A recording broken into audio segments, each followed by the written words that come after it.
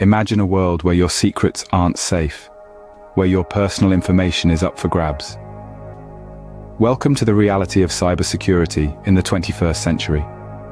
Cybersecurity is no longer a niche concern.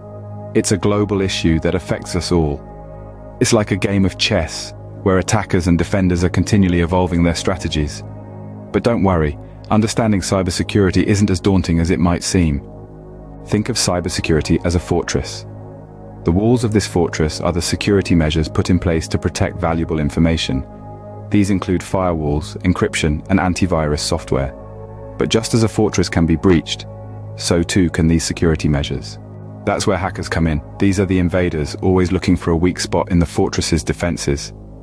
They can be driven by various motives, from financial gain to espionage, or even just the thrill of the challenge. But not all hackers are the bad guys. There are ethical hackers, often called white hat hackers, who use their skills to help strengthen the fortress. They identify weak points and work to fix them before the black hat hackers, the villains of our story, can exploit them. However, even the most robust fortress can't stand alone. It needs a vigilant guard. That's you.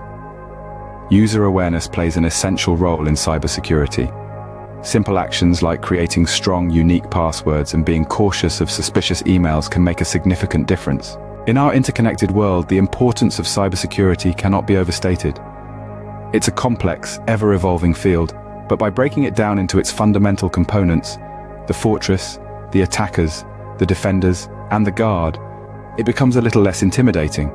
Remember, a strong fortress is built on solid walls, vigilant guards, and proactive defenders. In the world of cybersecurity, everyone has a part to play. So do your part, stay informed, stay secure. Welcome to the vast and fascinating universe of cybersecurity. Welcome to the human tech galaxy.